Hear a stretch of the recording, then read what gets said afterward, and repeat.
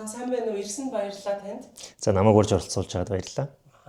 Тэгэхээр миний эхний асуулт бол иргэний нийгмийн байгууллагууд хүүхдийн эрхийн чиглэлээр бол нэлээдгүй олон жил дуурч ярьж ирсэн. Тэгэхээр та одоо 1990-2000-ад он болон яг өнөөгийн 2025-6 онтой харьцуулбал манай хүүхдийн эрхийн аж байдал дээрцсэн үү, дорцсон уу энэ тал дээр та нэг контраст хэлж өгөөч.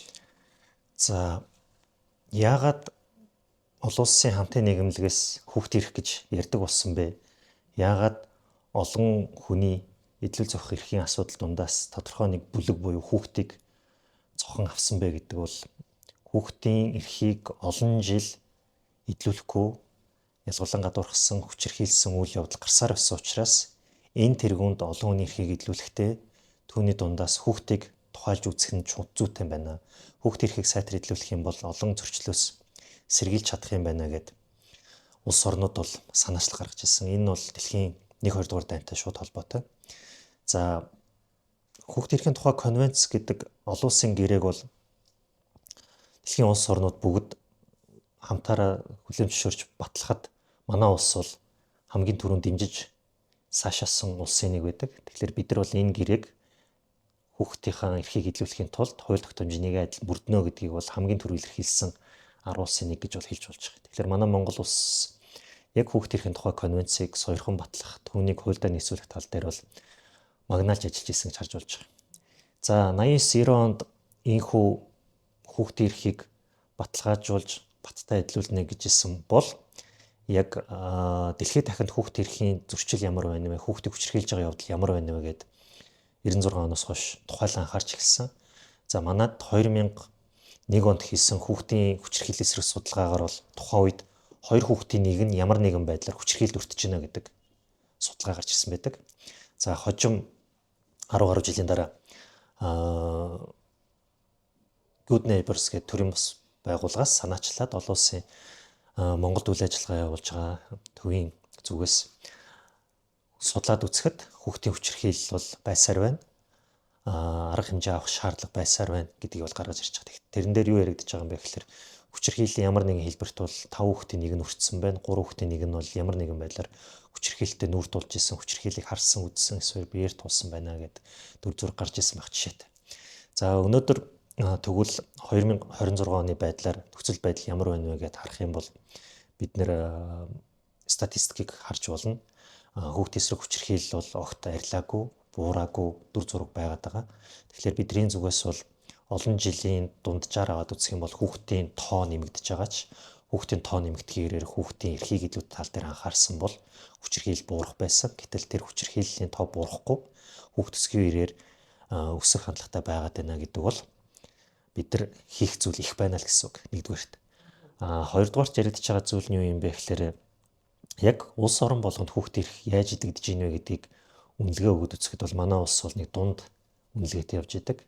Сайтар хангаж чадаагүй. Гэхдээ ахис дэвшил байдаг. Харин хийх юм их бий. Одоо байгаадаа ханж болохгүй хийх юм их бий л гэсэн үг. Тэгэхээр одоо юу гэдгийг хичээл сургалтын талаас нь аваад үзэх юм бол хамран сургаж байгаа талаас нь аваад үзэх юм бол бичиг үсэг тайлбарлалт гэдэг юм уу те эрүүл мэндийн үйлчилгээ авч байгаа талаасаа бол бусад улс орны хүүхдтэй харьцуулахад бол давуу зүйлс бий. За баг ангид цэцэрлэгт одоо дунд ангид суралцж байгаа хүүхд ч гэдэг юм уу бичиг үсэг тайлсан те түрүү хэлсэнчлэн эсвэл одоо эрүүл мэндийн үйлчилгээ авах боломжтой нэрэн эндэгдэл, төрхийн эндэгдэл гэдэг зүйлсийг аваад үзэх юм бол бидний хувьд бол харьцангуй сайн үзүүлэлт байдаг. Гэхдээ энэ нь улам сайжруулах ёстой буюу те тэр хүүхэд чанартай боловсрол эзэмшиж чадсан уу? Мэргэжил ур чадвараа эзэмшээд ихтэй сургууль руу ороод те хинээс ч хамааралгүйгээр явж болж гин үү? За яг тэгш хамарсан байдлаар сургалт боловсрол орж гин үү? Хөгжлийн бэрхшээлтэй хүүхдэд анхаарч чадж гин үү гэдээ ярих юм бол бид нар бас хийх зүйл их байгааг бол харж болно. Хүний эрхийн үндэсний комисс, хөдөлмөр нийгэм хамгааллын яам, тухайн үеийн засгийн газрын хэрэглэх газрын дэрэгдэх хүний эрхийг хангах үндэсний ороо гэдэг 3 байгууллага хамтраад хэдэн жилийн өмнө Монгол улсад яг хүүхдийн эрхийг баталгаажуулсан хууль тогтоомж дүрм журм хэрхэн хэрэгжиж ийн вэ гэдэг нээлттэй шалгалтыг хийсэн байдаг. За энэ нь бол одоо 2005 онд анх Монгол улсад хийжсэн үеэс харах юм бол одоо даруй 19-20 жилийн дараа хийж байгаа санаачлага байсан гэж бол харж болохоор байгаа юм. Тэгээд эндээс ямар дүр зураг гарсан бэ гэхээр яг тэр хүүхдийн эрхийн нээлттэй хяналт шалгалтаар бол төрийн байгууллагууд уялдаа холбоотой ажилтдаг хүн байна. Хууль тогтоомжоо нэг мөр чанд мөрддөг хүн байна. Энэ дээр нь хүний нөөцийн санхүүгийн төсвийн асуудал байдгийн байна гэдээ харж байгаа. Тэгэхээр таны асуусанчлан төсөвтэй холбоотой зүйл бий юу, мөнгөтэй холбоотой зүйл бий юу гэвэл бий. Үүнийг арилгахын тулд одоо нүүбийн хүүхдийн сангийн дэмжлэгтэйгээр манай Монгол улс хүүхд хамгааллын тогтолцоо байгаад ажилуулъя гэвэл хэдийн хэмжээний төсөв шаардлагатай юм бэ? Яаж ажилуулах ёстой юм бэ гэдэг анхны судалгаа гаргаад хүүхд хамгааллын салбарынхаа төсвийг нэмэгдүүлжсэн сайн жишээ байдаг. За сүүлд гэх юм бол 2024 онд яг энэ хүүхд хамгааллын салбарт ер нь мөнгө төсөвлөх бол яаж тооцох юм гэдэг аргачлалаа батлаад яг хүүхд хамгааллын үйлчилгээ авж байгаа нэг хүүхдэд ногдох норматив зардал нь хэд байх ингээд тодорхойлжсэн туршлагач байдаг. Тэгэхээр бидний хувьд бол яг төсвийн талаас ялангуяа хүүхдэд ээлтэй төсвөлтийн талаас бол анхаарч байгаа зүйл байгаа. Гэхдээ хангалттай төсөвлж чадахгүй байгаа зүйл байна.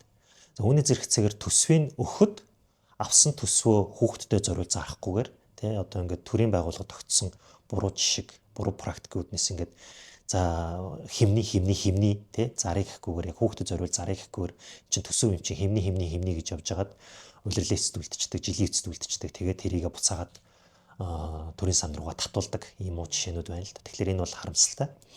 За үүний зэрэгцээгээр дүрм журм байгаад түүнийг мөрдөхгүй байна, хэрэгжүүлэхгүй байна, нэг мөр ойлгохгүй байна. Төрийн байгууллагууд хоорондоо уялдаа холбоотой ажиллаж чадахгүй байна гэдгийг ч гэсэндээ сая 25 оны хүний эрхийн үндэсний комиссийн улсын хурлд өргөн барьсан илтгэл дээр яг хүүхдийн эрх гэдэг нэг бүлэг дээр бол хүүхдийн төлөө ажиллах ёстой институтууд яаж ажиллаж байна, тэ тэр хамтарсан баг нь яаж ажиллаж байна, хүүхдийн эрхийн хууль зүйн ороо яаж ажиллаж байна, тэ тэр хүүхдэд яг анхан шатны нэгж дээр яг жанжин шугам дээр үйлчлэх ёстой төрийн алба багш нар үйлчлэгийг яаж үзүүлж байна гэдэг дээр бол бас дахиад гарч ирж байгаа юм л та. Тэгэхээр эндээс юу яригдчих вэ гэхээр бид нар хүүхдийн эрхийг эдлүүлнэ гэж үүрэг хүлээсэн этгээд нэг бүр яг юу хийх ёстойгоо тэр бүр сайн мэдэхгүй байх, зарим нь шинээр албан тушаалдаа очсон байх, зарим нь томилгоогоор, зарим нь улс төрийн албан тушаалтай сонгуулийн дараа очсон байх зэрэгээс хамаарат янз бүрийн хүчин зүйлээс шалтгаалж бид нар хүүхдтэй бүрэн дүр анхаарч чадахгүй байна гэдэг дүр зураг байгаад байна. Ус төрчдөөс ч юм уу хариуцсан хүмүүсээс нь асуугаар бид нар хамтарсан баг байгуулсан цагдаа өрхийн хэмнэлэг юу гэх нийгмийн ажилтан, хорооны ажилтан гэдэг хэдэгдээ тэндээс яг үр дүн импакт бол одоо хүртэл харагдаагүй гэж ойлгож болох уу? За одоо жишээлбэл 1989 онд хүүхдийн эрхийн тухай конвенцийг хүлээн зөвшөөрөөд тэгээ манай улс 90 оноос хойш хүүхдийн эрхийн тухай хууль тогтоомжоо мөрдөд ажиллаж байгаа гэдэг. За одоо ингээд 35 жилийн хугацаанд юу болов вэ гэдгийг бол ахис дэвшил байна. Хүүхдэд зориулж төсөв өгч чинь тий. Одоо хүүхдээ хамгаалж чадах юм бол тэрийг чинь дараа нь хүүхдээ хөгжүүлнэ, хөгжүүлж чадах юм бол хүүхдээ оролцуулна гэдэг бас дараагийн юмсаа бодож болно шүү дээ тий. Тэгэхээр ингээд хүүхдээ эрүүл мэндийг нь хамгаалах, хүн төлбөргүй улсаас даах тий боловсролыг хүн төлбөргүй олгох гэдэг сан санаачлалууд байна. Тэгээ хүүхэд ээлтэй аюулгүй орчинд өсөж өндөх ёстой гэх тэгэхэд гэр бүлийн хүчирхийлэл ковидын үеэр огцом нэмэгдсэн. Түүний улмаас болоод нөхцөл байдал хүндэрсэн жишээ байна.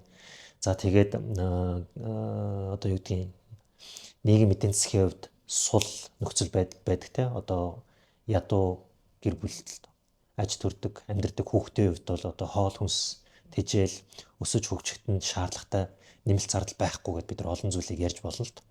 Тэгэхээр үндсэндээ бидний зүгээс нэг анхаарах ёстой зүйл юу юм гэхээр ямар улс төрийн нам хүчин байхаас үл шалтгаалаад хүүхдэд ээлтэй хүний эрхэд суурилсан байдлаар бодлого шийдвэрээ боловсруулж хэрэгжүүлж чаддаг байх тухай л ойлгож яригдж байгаа гэсэн. Тэгэхээр энэний нэгдүгээрт нь томчууд бид хүүхдийн өмнө үүрэг хүлээсэн гэдгээл байнга санаж ах ёстой. Энэ зөвхөн одоо юу гэдгийг нэг баярын өдөр санаал хүүхдийг гоёж гоодож нэг цэцэрлэг төрөлд аваачиж тоглуулсан, зугаалсан болол хүүхдийн баярыг тэмдэглэж байгаа асуудал бол биш гэсэн үг. Бид нар тэр тэмдэглэлт өдрийг гаргаж байгаа чинь ямар учиртай юм бэ гэхээр за өнөөдөр 6 сарын 1-ийн юм бол 6 сарын 1-нд хүүхдтэй анхаарсан шиг дараа нь 364 өдөр хүүхдтэй анхаараач. Хүүхдийнхээ өмнө үүрэг хүлээсэн бол эцэг их насан туршид нар үүргээ биелүүлээч. Төрийн албаа агч эрх мэдэлтэй албан тушаалтан байгаа бол хариуцсан ажиллаа хууль ёсны дагуу нэг мөр хөтөлбөргүй чанд биелүүлж гүйцэтгэж гэдгийг сануулгах зорилготой өдөр гэсэн үг. Хүүхдийн эрх гэхээр ихэвчлэн хамгаалалт талаас нь яриад байдаг шүү дээ. Хөгжлийн талаас нь манайх одоо яг шатараатай гэдэг боловч тийшээ чиглэсэн бодлого нь ер нь ядаж цаасан дээр байд юм болов уу? Яг нөгөө өмнө нь бол хүүхд хамгааллын үндэсний хөтөлбөрч гэдэг юм уу те. Одоо залуучуудын хөгжлийн үндэсний хөтөлбөр гэдээ боловсруулаад баталдаг байсан. Тэгээд сүүлийн үед бол ингээд эдгээр бүх хөтөлбөрүүд хоорондоо уялдаатай байх хэрэгтэй байна. Энд чинь одоо ингээд хязгаарлагдмал нөөц байгаа учраас бага нөөцөөр олон зүйлийг амжуулахын тулд энэ төрөл бүрийн төлөвлөгөөнүүдийг хооронд нь уялдуулах ёстой байна гэд Монгол улсыг энэ хөгжлийн нэгдсэн бодлого түүнийг нэгдсэн байдлаар удирдана гэд явж байгаа. Тэгээд тэр дотор бол хүний хөгжлийн хөтөлбөр бол байдаг. Тэгэхээр тэр дотор одоо юу гэдгийг хүн хөгжиж байгаагийн эхний суурь бол эрүүл байх хэвээр, боловсралтай байх хэвээр, тий. Мэргэжил ур чадвартай байх хэвээр, тэгээд ажил хөдөлмөр эрхлэх хэвээр, түүгээрээ дамжуулаад нийгмийн амьдралд оролцох хэвээр. За тэгээд шаардлагатай гэвэл улс орноо удирдан залах хэвээр гэж явж байгаа юм. Ерөнхийдөө. Бидний хувьд нэг анхаарах хэвээр зүйл юу юм бэ гэхээр яг хүүхдээ хөгжүүлнэ гэж байгаа нь бол хүүхдээ хин гэж харж байгаа вэ гэдгээс л эхлэх болчихдог. Тэгэхээр бид нар хүүхдээ хин гэж харж байгаа вэ гэдэг дээр одоо бид нар хүүхдтэйгээ одоо амьдрал одоо гэр бүлийн орчинд яаж харж байгаа вэ гэдгээс л эхлэх болчихж байгаа гэсэн. Тэгэхээр бид нар хүүхдийг хүндэтгдэг үү, хүүхдийг үл тоодгүй гэж эхэлнэ. Хүүхдийг хүн гэж үздэг үү, хүн биш гэж харддаг. Одоо цагтаар хүүхдийг харж гин үү, ирээдүйн цаг дээр цохож аваачиж гин үү гэж эхэлнэ гэсэн. Тэгэхээр бид нар хүүхэд бол одоо юу гэдгийг Монголын ирээдүйд нуруунд дээр авч явна энэ гэж яриад байдаг. Гэтэл тэр хүүхд аль хэдийн одоо цагийг иргэшээгээд бидэртээ зэрэг амьдраад амьсгалаад бидрээс хараад суралцааж явж байгаа бодгал гэдгийг л мартчихад. Тэгэхээр бид нэр ирээдүй гэж хэлэхээс өмнө тийм тэр хүмүүс бол ирээдүйд эдэр насыг туулна. Гэхдээ одоо хүүхэд байхдаа ч гэсэн бас бидэртэй хамт амьдарч байгаа. Одоо хүүхэд байхдаа ч гэсэн аюулгүй байх хэвээр, эрүүл байх хэвээр, тийм ямар нэгэн халдлага, хүчирхийллээс ангид байх хэвээр. Саадгүй, баяр хөөртэй, аз жаргалтай, гэрэл гэгээтэй тийм орон зай орчныг мэдрэж явах хэвээр л гэдэг. Энэ лозон шиг сонсогдчихэж магадгүй. Гэтэл энэ гол зарчмыг л бид нэр ингээд эвлүүлээд хэлчихэд байгаа гэсэн үг. Тэгэхээр энэ зүйл танаа гэрд байгаа юу те, танаа өрхөд байгаа юу, танаа хороо баг дээр байгаа юу, танаа нийслэл аймаг дээр байгаа юу гэдгээс хөөж хардаг байх. Тэгээ би өмнө хэлсэнчлэн 365 өдөр хүүхдийн сайн сайхны төлөө би хүүхдэд хоригнол учруулахгүйгээр ажилласан уу, амьдэрсэн үү те, хүүхэд ямар нэгэн аврал ирсэн бол, тусламжгүйсэн бол би тэр даруй хариулж чадсан уу гэж олон зүйлийг хүн өдөр бүр өөр дээрээ асуудаг байхаас л эхлэх гэдэг. Дэлхийд дахинд энэ дэлхийгээд нэг гариг дээр бүгдээрээ эв нартай сайн сайхан те ард түмэн бүгдээрээ мөр зэрэгцсэн одоо хөгжил цэцгэлийн төлөө амар амгалан инх тайванчаар яаж явах вэ гэд зорж байгаа 2030 оны төлөвлөгөө зорилт байна. Товчхондоо доктортой хөгжлийн зорилго хэлчихдэг. За тэгвэл тэр дотор хэнийгч хөгжлийн гадна үлдээхгүй те улс орон болгон ингээд ард түмэн бүр мөр төвшин урагшиж байхдаа нийгэмдээ байгаа хамгийн эмзэг бүлгээч гэсэндээ өргөж те нуруунд дээрээ тээж авч явах мөр зэрэг зуршлах тухай ярьдаг. Тэр дунд Монгол улс төдийгүй дэлхийн дахинд ч гэсэндээ ингээ ард түмэн орхиод үл ошоогоод заримдаа үл хайхраад байдаг бүлэг бол хүүхэд л байгаа юм л та. Тэгэхээр яагаад хүүхдийг ингээ анхаарад байгаа юм гэхээр хүүхэд бие махбод сэтгэл зүйн хувьд эмзэг. Тэгээд насанд хүрээгүй томчуудаас хамааралтай. Нийгэм, эдийн засаг, улс төрийн хувьд бол нөөц бага тий. Одоо жишээлбэл сонгуульд санал өгөхгүй тий ажил хөдөлмөр хийгээд эрхлэх боломжгүй. Гэтэл чи энэ өрх гэрд байгаа учраас хоол идж байгаа бол мөнгө ол. Хөдөлмөр эрхэлдэг. Гэр бүлд ийм зүйл байж болохгүй л гэсэн эхний санаа тий. За тэгээд цаашаа явах юм бол хүүхдээр гуйлга болгож болохгүй, хүүхдийг мүлжиж болохгүй, тий хүчирхийлэл дарамтлаж болохгүй гэдгийг бид нар яагаад яриад байгаа юм бэ гэхээр эргээд энэ хүнийг бид нар айх аюулгүй ээлтэй таатай орчинд өсгөчих юм бол тэр хүн чинь нас бийд хүрсэн өнөө хэнийг нэг зовоогоод авахгүй, хэрэг төвг тариад авахгүй, эсвэл өөрийгөө хохироогоод авахгүй, тийм хүн гарч ирээд төрөөс хамааралгүй төрд ямар нэгэн халамжийн дарамт учруулахгүйгээр улс оронд амьдраад аваа явчих хүн гэсэн үг. Тэгэхээр дэлхий дээр байгаа альва улс орон бол дотроо юу гэж боддог вэ гэхээр ийм иргэнийг л бий болгохын төлөө боддог. Төрд ямар нэгэн дарамт учруулахгүй өөрөө амьдралаа аваа явцдаг тий. Тэгээд тэр нийгэмдээ хор гөнөөлгүй нийгмээ сайн сайхан болоход хувь нэмрээ оруулдаг хүн л чухал байдаг. Тэгэхээр оролцоотой иргэн бай тий. Арчилсан улсын идэвхтэй оролцоотой иргэн бай гэж ярьж байгаа бол тэр хүн хөгжсөн байх ёстой. Тэр хүнийг хөгжүүлэе гэж байгаа бол бид нар сайтар хамгаалсан байх ёстой. Тэгээ манай Монгол улсад эхлээд хамгааллаа шийдээгүй ажиж хөгжил оролцоо ярина гэдэг бол утгагүй л гэсэн үг. Тэгэхээр хүүхэд сайтар хамгаалагдсан орчинд л тэ айх айцгүй чөлөөтэй үгээ хэлдэг, итгэж үнэмшдэг, дугардаг, би ингэж хүсэж байна, ингэвэл яах бол гэж тэ боддог, эргцүүлдэг байх чинь л хөгжлийн суурь. тэр хөгжлийн суурин дээр ч л тэр хүн оролцоотой ирээдүйн иргэн болно л гэсэн санаа. Тэгэхээр тэр хүнийг ирээдүйд оролцдог иргэн болгохын тулд хөгжүүлэх шаардлагатай бол бид нар нэн тэргуунд сайтар хамгаалсан байх хэрэгтэй гэсэн. Жишээлбэл манай Монгол улсын алсын хараа 2050-ийн 5-5 дээр бол 2050 он гэхэд манай Монголын нийгэм яг хүний эрхийг дээдлсэн нийгэм болцсон байна гэж тодорхойлсон байдаг. Тэгвэл хүний эрхийг дээдлсэн нийгэм гэдгийг яаж хэмжих юм бэ гингүүд хүний эрхийн түгээмэл соёл төлөвшсөн байна гэж. Тэгэхээр хүний эрхийн түгээмэл соёл гэж яг юу юм бэ? Та юу яриад байгаа юм бэ гэвэл хүн бүр хүний эрхийг хүндэтгэж дээдэлдэг тийм харилцааг хүний эрхийн түгээмэл соёл гэж. Тэгэхээр хүн бүр хүний эрхийг гэдэг дотроо хүүхдийн эрхийг хүртэл гэсэн үг. Тэгэхээр одоо наацхийн жишээ гэхэд би чамайг тээж төрүүлсэн толгойч одоохондоо мэднэ. Чамаар дураарчанд өргүүлэхгүй шүү те. Үгэнд орохгүй бол хогч шүү ч гэдэг юм уу. Энэ нь бол үндсэндээ тухайн хүнийг хүн гэж харахгүй те. Одоо хүн биш гэж үзэж байгаатай л адил гэсэн үг. Гэтэл хүүхдийн эрхийг дээдлэн гэж байгаа юм бол те. Чи жоохон ч гэсэн чамд ийм сонголт байна, боломж байна. Тэ энэ мэдээллээс чи тулгуурлаад юу гэж бодож ийн гэд харилцдаг байхыг хүүхдийн эрхийг дээдлэхтэй л холбоно гэсэн үг. Тэгэхээр энэ бол томчууд биднээс их хариуцлага шаардна, сахилга бат шаардна. Тэгээд залуу эцэгчүүд хэлдэг штеп би хүүхэдтэй болчоод эргээд хүүхэд маань намайг хүмүүжүүлээд байна гэд. Тэр чинь цаанаа юу ярьж байгаа юм бэ гэхээр тэнцээ тэр гэр бүлд хүүхдийн эрхийг дээдэлж сурж ийн, тэр гэр бүлд хүүхдийн эрхийг дээдэлсэн хандлага төлөвшөх гээд явж ийн гэсэн үг. Энэ дээр нь буруу жишг, буруу практик ярих юм бол те би ингээд хүүхдийг зодож шийтгээд буруутсан юм байхгүй. Үгэнд орохгүй бол гарын 5 салаа бов амсуулахад асуудалгүй энэ гэдэг чинь бол хүүхдийг эргээд айцтай, цочирдсан, өөрийгөө илэрхийлдэггүй, нийгмийг үзэн ядсан, эсвэл хамт олонд дунд ээнэгч чаддгүй, эсвэл ганцаардмал зожиг нэг бий болох хөрсөөрөнд болчихдог. Тэгэхээр эндээс хүртэл эцэг их байх гэдэг чинь цаана хүүхдийн эрхийг дээдлэх, хүүхдийн өмнө үүрэг хүлээгчийн энэ тэргуунд хийх ёстой зүйл юм а гэдгийг л онцлоод байгаа. Тэгээд дараа нь эцэгхээс цаашаа хамт олон нийт төрийн албаагч, эрх мэдэлтэй албан тушаалтангууд хүртэл ороо авчдаг гэсэн үг.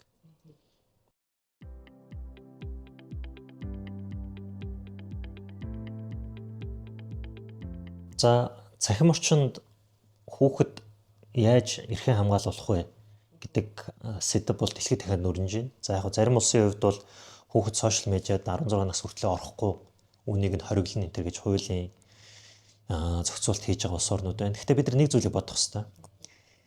Технологи гэдэг бол хүний амьдралыг хөнгөвчлөдөг, хүмүүс бидний хоорондын харилцааг хэлбэрчилдэг давуу талтай хязгаарч мартаж болохгүй.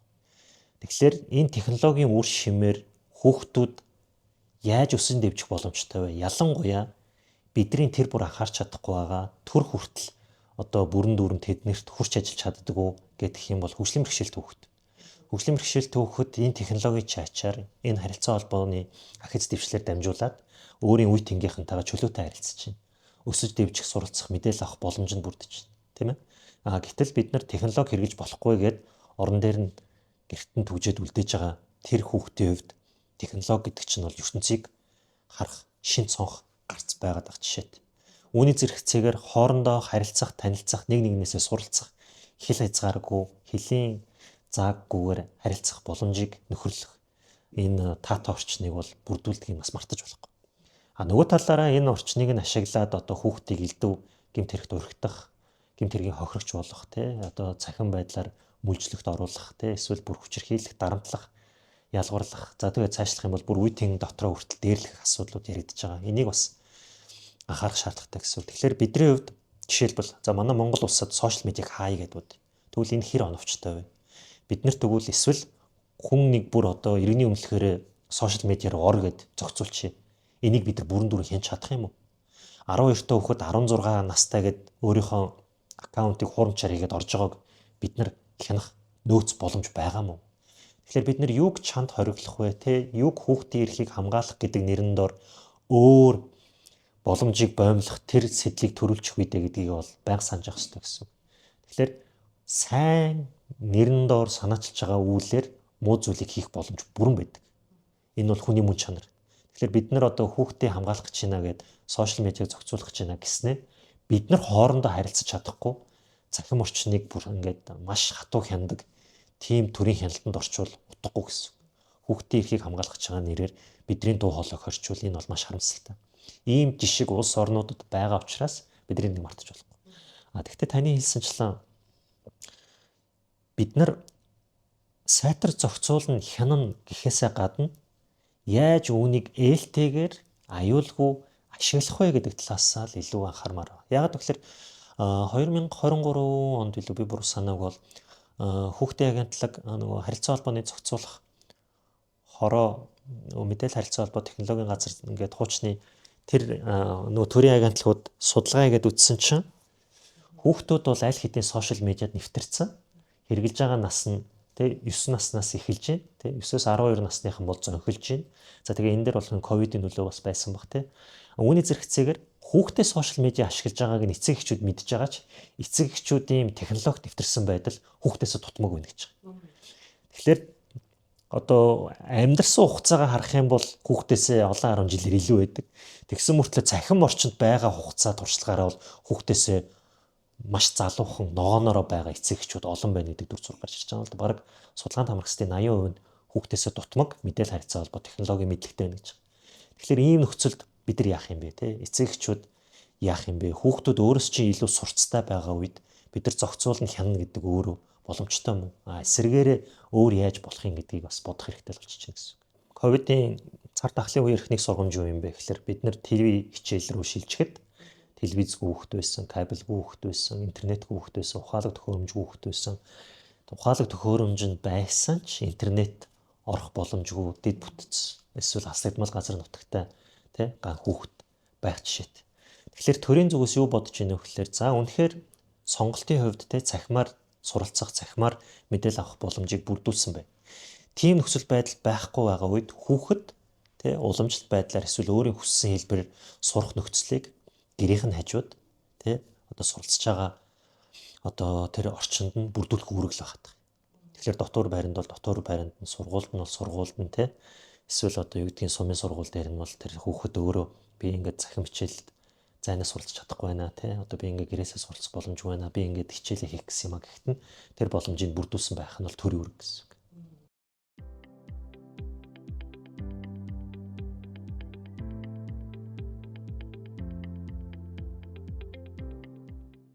Бид нар ядуурлыг юу гэж харах хэрэгтэй вэ гэхээр ядуурл бол хүнийхэн зөрчил гэж харах хэрэгтэй. Ядуурл бол хүнийхэн зөрчлийг гааруулдаг нийгмийн үзэгдэл. Ядуурл бол хүний арчааг гонх, ядуурл бол сонголт, ядуурл бол хүн өөрөө л энэ замаар явж байгаагийнхаа одоо сонголтын үр дүн гэж бол хизээч ярьж болохгүй гэсэн. Тэгэхээр таны ярьж байгаа ажиглалт бол бүгд ядууралтай холбоотой. За хөдөө орон нутагт 3 хүний 1 нь ядуу, хот суурин газар 2 хүний 1 нь ядуу гэдэг статистик манад байна. Тэгэхээр энэ юу яригдж байна вэ гэхээр үнэхээр та хаач ажиллаж исэн төрийн албаа, хувийн хвшил эсвэл төрийн бус байгууллагууд байна уу гэдгээс үр хамааран та ядуу байгаа бол танд сонголт хомс гэсэн үг. Тэгээд шилжин суурьшиж байгаа хүмүүсийн хувьд хөдөөнөөс шилжин суурьшиж байгаа хүмүүсийн хувьд бол хүссэн үсээгүй хот суурин газар ирэхэд одоо хаягжилт олдож байгаа байр орон саваа бодоод үзэх юм бол хүссэн үсээгүй дэд бүтц муутай газруудад л байгаа. Тэгэхээр тэрний суурь нь одоо тэр дийлэнх нь одоо нүрс рүү чиглэсэн байна гэдэг чинь үнэтэй л холбоотой гэсэн. Тэгэхээр энэ нь бол тухайн хүний буруу бол биш. Тэр хүн бол өөрийн оршин суух газраа чөлөөсөө сонгох хэрэгтэй. Тэр хүн өөрөө хүсэх юм бол те ямар хэлбэрээр хаана аж төрхөө өөрөө шийдэж байгаа. Тэр хүний сонголтод харин одоо суман дээр байна уу, аймгийн төв дээр байна уу, нийслэлийн захын дүүрэг байна уу, нийслэлийн төвийн дүүрэг байна уу гэдгээс үл хамааран хүн амьдрах таатай наад захын жишгийг төр бүрдүүлж өгсөн байх хэрэгтэй гэсэн. Тэгэхээр ядаж л ариун цэвэр сахих, ундны цэвэр устай байх, гэрэл цахилгаантай байх, өвлийн үлрэлт дулаантай байх, тий халуун дулаан байх, тэр боломжийг нь бүрдүүлсэн орон байртай байх, тэрийг нь тий хүн нэг бүрд хүртээмжтэй болох талаас ажиллаж чадах нь баг нөөцөөр олон хүнд хүргэх нь төрийн үүрэг. Яагаад төрийг удаа дараа ярьж байгаа юм бэ гэхээр хэдвээ бид нар хүний эрх ярьж байгаа бол энэ тэргуунд эдлүүлэх үүрэг нь хинд байд юм бэ гэхлээр ямар улс төрийн нам хүчин эрх барьж байгаагаас үл хамааран төрд буюу олонний нүдэн дээр бол засгийн газартай байгаа гэсэн үг. Тэгэхээр засгийн газар ажлаа хүндээ хүргэж хийх ёстой. Хэрвээ чадаагүй байх юм бол нөхцөл байдал нь тухайн хүний амьдралыг уламд оройтуулж авах юм бол тэр хүн улам ядуурж авах юм бол эрхийг нийлүүлж чадахгүй байна л гэж ойлгоно гэсэн үг. Эрхээ эдэлж чадж байгаа үгүйгээ ч мэдэхгүй байх магадлалаар тэгэхээр энэ нөгөө төрийн тэрсэн хүүхд эрхтэр ажиллаж байгаа хүмүүсийн KPI гэх юм уу, аудит гэх юм уу, хяналт гэх юм уу энэ дэр иргэд яаж орж ирэх ёстой вэ? За жишээлбэл хүүхдийн эрхийн чиглэлээр ажиллана гэд манай засгийн газрын агентлаг байгаа. За тухайн агентлагтай холбоотой аудитын дүгнэлтүүд байдаг. Тэр чинь санхүүгийн аудит хийж байгаа, мөн гүйцэтгэлийн аудит хийж байгаа. Тэгэхээр та энийг иргэний хувьар те эсвэл залуу эцэг эхийн хувьар эсвэл зүгээр энийг үзэж байгаа үзэгч та нэрээ юу гэдэг юм болоо гэд энэ хүүхдийн агентлаг байдаг юм байна. Тэгвэл та тэр санхүүгийн аудит, гүйцэтгэлийн аудитыг зориод үзээрэй гэж хэлэхээр байна. Тэгэхээр энэ дээр бол зөндөө болон алдаа дутагдал байдаг. Таны хэлсэнчлэн KPI яг юу байх юм бэ гэх тэгэнгүүт манайх бол нэг үр дүнгийн гэрээ бүтээгдэхүүн нийлүүлж байгаагаар тооцдог. Тэгэхээр тухайн жил ямар бүтээгдэхүүн нийлүүлнэ гэж үзсэн. Тэр нь хэдэн төгрөгөөр хийн гэсэн. Яг тэр төсвөө зарцуулж чадсан юм уу гэдэг нь санхүүгийн аудит. Хийх ёстой ажлаа хийсэн юм уу гэдэг нь бол гүйцэтгэлийн аудитаар гараад ирж байгаа. Тэгэхээр ингээ эргээд харах юм бол энэ дээр нэлээд анхаарах асуудлууд бол байдаг. Мэргэжлийн байх, ур чадвартай байх, чадахтай байх, тэгээ удирдлагын түвшинд удирдан чиглүүлэх гэдэг олон асуудал байдгийг бол тэр аудитын төгөлтөөс харж болно. Би яагаад энийг нуршин хэлж байгаа юм бэ гэхээр бид нар аудит ялангуяа санхүүгийн болон гүйцэтгэлийн аудит гэдэг зүйлийг хэвлэл мэдээллийн байгууллага, төрийн бус байгууллагууд гэдэг тухайн холбогдох байгууллагуудын вебсайтаас нь хараад үзчих юм бол сайн ажилтгүй муу ажилтгүй алдаа дутагдал байна уу гэдгийг нь бол хөөж харах бүрэн боломжтой байдаг. Тэгэхээр энэ бол нэг талдаа хариуцлагатай байгааг мөшөөдөг арга гэсэн үг. Тэгэхээр хариуцлагатай байна уугүй юу гэж ярихын тулд бид нарт таны хэлсэнчлэн санхүүгийн болон гүйцэтгэлийн аудитыг ашиглаад сурчих юм бол хинхэндээ хэрэгтэй. Та эрх мэдэлтэй байсан бол хүүхдийн эрх дээр системийн реформ хийвэл юу гонцолж нэрлэх вэ? Эхний топ 3 одоо өөрчлөлт юу байх вэ? Хүүхд хамгааллын тогтолцоо ажиллахгүй байна гэдгийг хүлээн зөвшөөрөх эхний алхам. Бид нар хүүхд хамгааллын тогтолцоо ажиллаж байгаа нэрэн дор хэцүү нөхцөлд орсон, хүчирхийлд орчсон, ялгарлан гадуурхалтанд орчсон, хүнд хэцүү нөхцөл байдалд байгаа хүүхд хамгааллын тогтолцоонд эргээд улам хэцүү хүнд болгоод байна гэдгийг хүлээн зөвшөөрөх ёстой. Бид нар ингэж чадахгүй байгаа. Бид нар өөрсдөө болоод байна, бүтээд байна гэд арьсан хамгаалаад эсвэл нүдэ боогод байна л да. Тэгэхээр энэ тэргуунд бид нар нөгөө хаана нүцгэн байна гэдэг шиг хүүхд хамгааллын тогтолцоо хүүхдэд бүрэн дүрэн хамгаалж чадахгүй байна гэдгийг талтаа хүлээн зөвшөөрөх ёстой. За одоо тэгээ яах вэ гэдэг дээрээ бол байгууллагуудын уялдаа холбоо гэдээ би түрүү хэлсэн. Тэрийг хангах ёстой. Ялангуяа төрийн захиргааны төв байгууллага нь бодлогоор удирдан чиглүүлэх ёстой. Тэр нь яамны зүгээс алдаа дутагдлаа олж харж засаж сайжруулах ёстой. За доор агентлагийн түвшинд болон орон нутгийн түвшинд хилцсэн нэгжүүд дээр удирдамж зааврыг сайтруулах ёстой. Одоо байгаа ажлын туршлагач нь болохгүй байна гэдгийг харсан бол таны хэлсэнчлэн KPI байх юм уу те? Менежментийн өөрчлөлт байх юм уу те? Эсвэл менежерүүдийн одоо тэр тогтцсон байгаа хандлагыг яаж өөрчлөх юм бэ гэдгийг богино хугацаанд анхаарах ёстой. За тэгээ үндсэндээ хүүхдийн эрхийн зөрчлийг арилгахын тулд нэг 3-5 жил идэвхтэй анхаарахад бол өөрчлөлт гардаг. Гэмт хэрэг буурна, зөрчил буурна, элдв хүүхдийн дунд үе тэнгийнхний дунд тогтцсон байгаа муу хандлага, муу практик арилгах бүрэн боломжтой. За энэхүү тасралтгүй 3-5 жил ажиллахын тулд одоо хоёрт нь яригдах зүйл бол төсөв байна. Тэгэхээр хүүхд хамгааллын төсвийг нэмэгдүүлнэ, хүүхдийн хөгжлийн төсвийг нэмэгдүүлнэ, хүүхдийн оролцооны төсвийг нэмэгдүүлнэ.